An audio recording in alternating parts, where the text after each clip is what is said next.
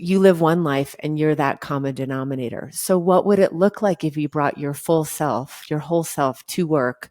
What would it look like if you brought your whole full self wherever you showed up? And so it feels like in the evolve terminology that we are literally participating in a conscious evolution that Barbara Marx Hubbard spoke about years ago, that we're spiraling up in capacity and frequency and awareness. And that false construct of putting ourselves in a box or having to dress a certain way and be a certain way in one scenario and then leave that in the closet and bring another part of ourselves out in another environment, it's exhausting and it just is not sustainable any longer. Now, not every business culture is inviting that whole self to come and play. But when we can invite that part of ourselves to play and make it safe for our employees and our teams to do so, we then are able to capitalize on the unique passions and cares and talents and skills that are innately part of every employee, human being, and team member. And so it feels like 10 years ago, 20 years ago, when I worked in the corporate world, I was spiritually in the closet. It was scary to bring meditation and to talk about other personal reflection exercises, mindfulness at work. It just was not okay to do so. But now I think in the post-COVID era, it feels easier. And I think that's what we were excited to bring further into the corporate world and organizational world with Leading with Light, is that it's not a box. It's not left for the shelf. It's not left for at home. Like, how can we bring these practices into our work so that we are realizing our fullest potential in whatever way that looks like to us? So I do think there's an awakening that's happening where that conversation is becoming much more common and less scary and less woo-woo in the business world. Jeff, go ahead. Yeah, sorry to jump in. I was just getting excited. I also think there's something going on just generally. If there's one phrase that we hear more than any other phrase when we work with people, it's just, I think there's something more. I'm ready for something more. In fact, that's like the subtitle of our book, Choosing Conscious Leadership When You're Ready for More.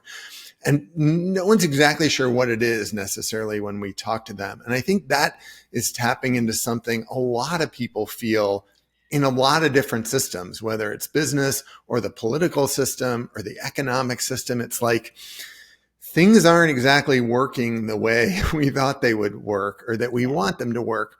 I'm not really sure what's next, but I just can tell that it's not working here.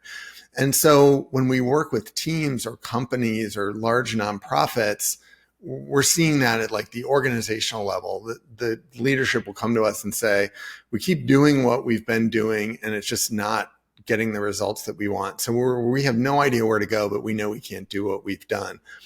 I think we hear the same thing when we work with individuals. It's maybe expressed a little bit differently, but we often, I would say, work with people who on paper are incredibly successful. It's all of us, right? We've been achievers.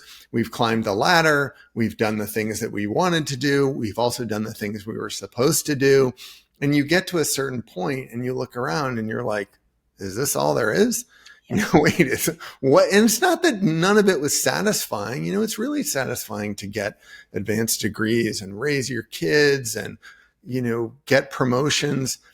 But at a certain point, you start to think, maybe there's something more to this existence. Maybe I'm supposed to do more. And maybe it's not, to Jen's point, maybe it's not supposed to be separate from how I live my life 50 or 60 hours a week during the day. Maybe I'm not only supposed to pursue that growth on the weekend or on Sunday morning or, before I go to work. What if I was pursuing it all the time? And so I think that is what is changing around us, is more and more people seem to be saying, I don't know if I have a better solution, but like I can look around and see the way we're living and the way we're choosing our solutions doesn't seem sustainable anymore. And what we're trying to point to is not something systemic, it's something personal. That what if the answers to those questions or the new way forward actually starts with a better awareness of ourselves? Yeah. Before we solve all these other systems. Yeah, like, and that's so powerful. That I hope can bring hope to people, that we can do our own piece of work, shall I say, amongst a globe that seems to have endless pain and suffering within. I think you mentioned in your book, I just love the way it was said, is conscious leadership is so much more about being rather than doing. Mm. And imagine the power of leadership when we can really truly make that shift